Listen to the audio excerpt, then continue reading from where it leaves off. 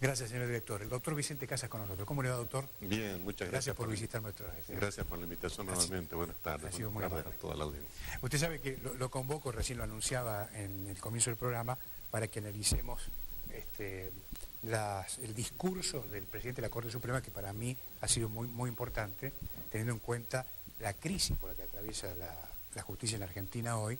Tal es así que el señor Rosenkrantz ha dicho o ha admitido que la justicia está atravesando un proceso de deslegitimización. ¿Esto es así? Yo creo que sí. A la luz de los resultados que la sociedad espera, lo dice el presidente de la Corte en su discurso de ayer, a la luz de los resultados que la sociedad espera, sí hay un proceso de deslegitimación. Él apunta fundamentalmente a la legalidad de las decisiones judiciales que se toman. Es decir, le pide al Poder Judicial que cuando decidan algo, digan por qué deciden eso que han decidido. Es decir, den las razones, los fundamentos. Y también le pide que no tengan en cuenta los vientos de la política. Lo que él está diciendo en su discurso, además podemos verlo, podemos observarlo, como una situación que puede presentarnos en un futuro inmediato algunos peligros. Porque, en definitiva, si la justicia no funciona, o funciona mal, como leemos en este discurso, al ciudadano común no le queda ningún otro resorte o lugar donde ir. Y el ciudadano común es el que tiene que estar protegido en el ejercicio de sus derechos. Y para eso está el juez.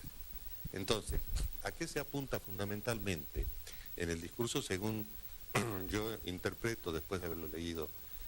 Se apunta a que el rostro del Poder Judicial es la justicia penal y que esa justicia penal tiene que estar a la altura de las circunstancias. Bueno, cualquier ciudadano común creo que lo puede saber en la calle, los escuchamos, comentamos nosotros también. Hay causas de corrupción que datan muchísimos años. Hay causas de corrupción en donde hoy yo no quiero faltar a mis principios jurídicos que me los han enseñado mis profesores. Ya con la prueba que hay hoy, no hay solamente para procesar, hay para condenar. Esperemos los tiempos, esto por la convicción de mi formación, esperemos los tiempos para que ello ocurra. Si no, esto va mal. Nosotros como sociedad vamos mal. Eso es lo que está diciendo el ministro Rosenkrantz. Y que no nos dejemos atar a los vientos oportunistas de la política. Además, el doctor Rosenkrantz habla de la relación de la justicia con el poder. Sí. ¿No? Sí. ¿Cómo lo ve? Sí, y también es una denuncia que hacen, una serena denuncia. Tampoco le demos una magnificencia tal que mañana nosotros quedemos sin dormir. Es una serena denuncia, vea. Él dice, sí, discúlpeme, doctor, sí. La percepción de que somos poderosos no ennoblece, sino que mancilla nuestra investidura. Ahí hace una crítica personal a algunos jueces, porque por ahí se refiere al puñadito. Quiere ser un poquito más benévolo, ¿no? Un puñadito creo que dice, o un puñado. Se refiere a la conducta personal de muchos de ellos. Entonces, eso es lo que la sociedad reclama. Lo que el presidente de la Corte ha dicho ayer, él es un receptor de la opinión de la sociedad. Vea, yo creo que en algunas oportunidades lo dije aquí, y el Poder Judicial es el único poder que nos saca de la postración y nos lleva al cumplimiento de la ley. ¿Sí? Aquí nosotros hemos tenido en las distintas oportunidades declaraciones públicas, no estoy yo creando ni inventando nada, declaraciones públicas de jueces que se dicen militantes, de jueces que dicen que no hay ningún problema que el juez sea militante. Lógicamente toda persona tiene un color político al cual pertenecer, pero si es juez, ese color político tiene que quedar en su corazón y no en sus decisiones judiciales. ¿Es posible despegarse de esto? Tienen que hacerlo. Pero si dice que es militante o que no hay ningún problema en serlo, eso yo no lo comparto. Y me parece que ahí apunta una de las críticas del presidente de la Corte. Entonces, la única militancia que el juez tiene que tener es la militancia a la Constitución, nada más. En el mundo hay ejemplos lindos de jueces que han honrado la función pública. Italia pasó por dos periodos muy complicados de su vida como sociedad. Uno fue en los años 70 con las Brigadas Rojas y el terrorismo, y otro fue en los años 80 con la corrupción. Allí hubo dos jueces asesinados, muertos violentamente, que dieron su vida por la justicia. Fueron Falcone y Borsellino. Hoy en Italia son considerados héroes. No hay otro camino. El aeropuerto de Palermo, en Sicilia, lleva el nombre de ambos, porque cerca de ahí los mataron. Y pudieron animarse contra las Brigadas Rojas y el terrorismo. Y después se animaron contra el poder político en los años 80. Y allanaban oficinas del Estado. Y lo hicieron. Esto puede ser parecido a lo que está intentando hacer Bonadío, ¿o no? Bueno, yo no desmerezco el trabajo del doctor Bonadío. Sí. Es homérico. Sí. Es homérico. Sí comento, nada más que comento, que hay otras decisiones que se deberían haber tomado. Por ejemplo, la ley del arrepentido o del colaborador, sí. Colaborador es lo que la ley lo dice, arrepentido en términos comunes para que la sociedad nos entienda, dice que no le alcanza al ministro, dice que no le alcanza al juez, pero hay funcionarios públicos que se han presentado como arrepentidos y están en libertad. Están en libertad. Eso quiere ver la sociedad. La sociedad no quiere ver que haya más presos en las cárceles. Quiere ver que el que hizo una mala acción la termine pagando. Lula, que fue un gran presidente de Brasil, sacó 20 millones de brasileños de la pobreza. Sí. Bueno, pero hizo una mala acción y ya tiene condena. Esta es otra de los reclamos del presidente de la Corte cuando habla de los tiempos de la justicia. Entre otras cosas que me parecieron importantes subrayar, la desconfianza creciente de nuestros ciudadanos ha nacido en parte porque se empieza a generalizar la sospecha de que servimos a intereses diferentes al derecho. A la política, y a la política de turno. A eso se refiere. Porque servimos a intereses ajenos al derecho. Señores, la corrupción está en el derecho. Hay que aplicarlo al derecho y condenar a los que han cometido malas acciones. Porque esas malas acciones nos han llevado a que vivamos en la pobreza, a que vivamos en el endeudamiento, a que vivamos en el analfabetismo o semianalfabetismo. A eso nos han llevado, que es gravísimo para la sociedad. Yo no me voy a cansar de decir, como ya lo dije por escrito y en otras oportunidades, sí, que aspiro que algún día en el mundo el delito de corrupción sea llevado a la categoría de delito de lesa humanidad. Eso dice. Y hablando de eso, hace una alusión ahí, ya el último de su discurso. Dice, tenemos que ser como Ulises atado al mástil de su barco. Ulises era el que cuando pasaba la unión de los mares Adriático y Jónico, sus remeros de su embarcación, para no escuchar el cantar de la sirena, se ponían cera en los oídos. Y él se hacía atar al palo mayor de la embarcación, para que escuchados no vaya a la tentación de las sirenas. Le dice a los jueces, no vayan a la tentación de desviarse de la ley. Eso le está diciendo Rosenkrantz hoy. Ahora, doctor, muy interesante el ejemplo. Usted que tiene experiencia en la justicia, ha sido juez, sí, naturalmente. ¿Ha escuchado alguna vez un discurso con semejante autocrítica de un presidente de la Corte Suprema de Justicia de la Nación? Que yo recuerde en este momento no.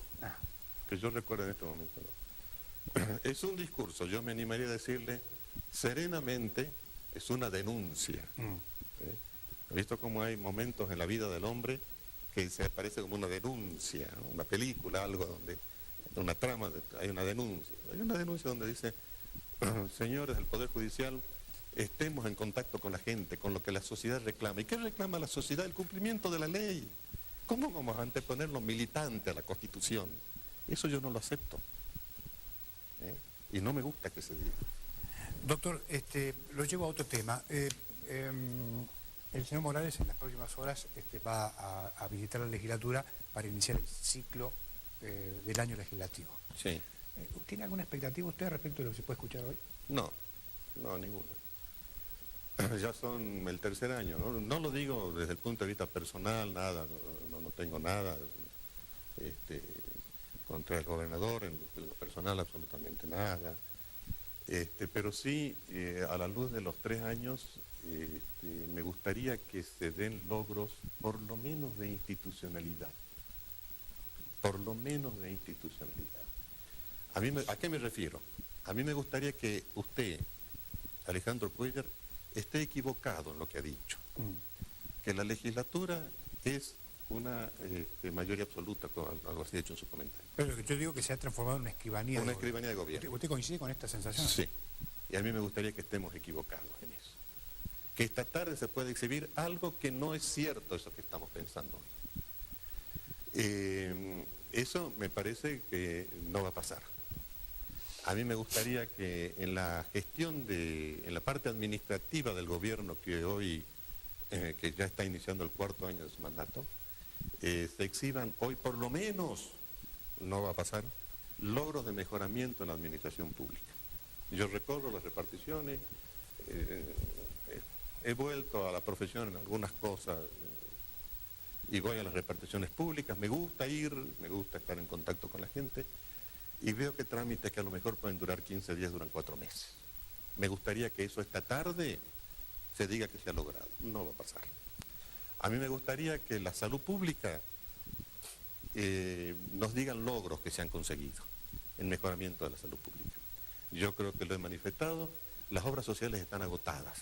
Bueno, hay que buscar como sociedad otro camino para que la gente no se quede sin salud pública. Entonces, además de otras cosas que podría decir o enumerar y que tampoco creo que las voy a escuchar, que las vamos a escuchar. La gestión, la parte administrativa, que es la parte que directamente depende del titular del Poder Ejecutivo y es en la que todos los días se puede hacer reformas en beneficio de la gente, no me parece que haya avanzado mucho en estos 3 años que hoy comienza. De paso nomás, la Asamblea Legislativa debía haber sido el 1 de abril, sí. Así dice la Constitución. Bueno, por razones que él consideró se hace hoy, no hay ningún problema. Eso es nada más que anecdótico. Pero yo le contesto así, ¿no? Me gustaría escuchar esto que estoy señalando en este momento. ¿A usted le preocupa la falta de transparencia del gobierno, que es una de las falencias, sí, a mi criterio, muy notorias, sí, de la gestión de señor Morales? ¿Le preocupa? Sí. Aquí se ha comentado también en otras oportunidades, en distintos programas de los medios masivos de comunicación.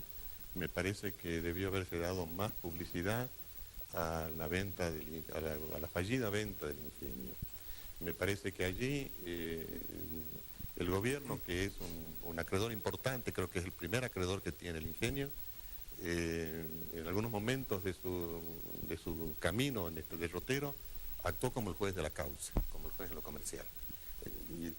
Y el gobierno es un acreedor, nada más, mayoritario, pero un acreedor. Es el juez que debió haber resuelto esto. Falló. ¿Por qué falló? ¿Por qué no aparecieron los dólares que decían que costaban? ¿Y cómo va a seguir esta historia del ingenio La Esperanza? Cauchari se va a anunciar, seguramente se va a anunciar. Yo aplaudo a Cauchari, me gusta mucho Cauchari. Felicito al gobierno, vamos a decir una buena también. Felicito al gobierno de la provincia por Cauchari. Pero Cauchari no nos va a solucionar el problema de los ciudadanos comunes. La factura de luz a usted, a mí, al hombre común, le va a seguir llegando la misma.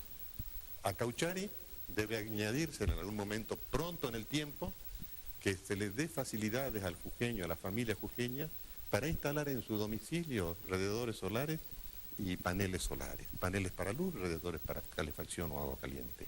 Y se los ayude con tecnología que es muy sencilla, y con dinero para que puedan acceder a esos. Usted sabe que estábamos comentando hoy por radio los logros de la provincia de Misiones en materia de educación. 30% del presupuesto va a educación. Acá el 50% del presupuesto va a educación, pero los resultados son totalmente distintos. Pero lo que ocurre en la provincia de Misiones es que hay un acuerdo de todos los sectores. Claro. Hay una mesa donde se discuten cotidianamente los temas vinculados a la educación. Este escenario acá en la provincia de Jujuy no existe. Además, el gobernador es licenciado en educación y la ministra magíster en educación. Tienen claro hacia dónde van, o sea, dónde va el futuro de las sociedades, ¿no? Pasa por el tema de la educación. ¿Usted cómo lo está viendo el tema? Y se hizo muy poco avance, o casi ningún avance en la educación. Las naciones que salieron de problemas mayores lo hicieron a través de la educación. Naciones de la posguerra, incluso que perdieron la guerra, se fueron a la educación para salir de ese atraso que significaba la guerra. Y hoy en día, ¿qué plantea el mundo de la educación? Me parece que hay que analizarlo o enfocarlo desde 3 puntos de vista que es el cognitivo, el espiritual y el afectivo. Lo único que estamos haciendo es el cognitivo y lo hacemos mal. Lo digo como profesor también, estoy al frente de alumnos. Toda mi vida estuve al frente de alumnos y me encanta hacerlo. Y lo único que hacemos, lo cognitivo, lo hacemos mal. Y esa parte afectiva y espiritual no existe. Y a eso le debemos sumar algo más que en misiones debe ocurrir. Liderazgos fuertes en todos los temas. En todos los temas. Creo que en la mañana de hoy, esta mañana escuchaba en la radio, una radio de ustedes, que hablaban de Sarmiento, ¿no? Yo ya me refería a Sarmiento, el gran maestro argentino. Claro. Ese necesitamos hoy, más allá del Sarmiento hombre que conocemos, y eso ya es de Dios, el Sarmiento hombre, ¿no es cierto? Pero el Sarmiento que tuvo la visión de sacar a la Argentina del analfabetismo, esos maestros y esos dirigentes de educación necesitamos hoy. Doctor, ¿ya comenzó a trabajar pensando la próxima elección, confiar? Sí. Estamos desde hace casi un año atrás trabajando en esto y hay reuniones, no quiero decir todos los días, pero varias reuniones todas las semanas. Recibimos a toda la gente que nos quiere visitar, hemos conversado con muchos de ellos y se avanzó en algunas propuestas, en algunas ideas y seguramente la semana que viene van a estar teniendo más noticias de esto. La semana próxima. La semana próxima. Yo en este sentido, a la gente que me ha visitado, y aprovecho la oportunidad para decirlo públicamente. ¿Usted sigue conversando con el señor Ferreira, por ejemplo? Hemos conversado. Ajá. Hemos conversado por teléfono y personalmente también. Incluso hay unas fotografías que andan circulando por allí. Yo no he subido ninguna, no sé subir fotografías al Facebook. Aprenderemos. ¿Una fotografía? Sí. Donde aparecen ustedes dos juntos. Sí. Pero todo anuncio se va a hacer en una conferencia de prensa que se realizará la semana que viene. Y lo que estaba diciendo, yo le transmití a él, como a todos los que he conversado, que mi presencia en la política, tanto mi presencia como mi persona, no voy a admitir en las listas de candidatos a aquellas personas que tengan causas pendientes con la justicia. Primero tendrán que arreglarlas con la justicia. Esto significa, ¿puedo hablar con ellos? Sí, no hay que dejar de hablar con nadie en el mundo, con nadie. Pero hay límites que hay que ponerlos dentro de la vida pública que nosotros aspiramos a conseguir este año. Doctor, gracias por venir. Gracias a ustedes por la invitación. Ha sido muy atento, muy amable. El doctor Vicente Casas con nosotros. Chau.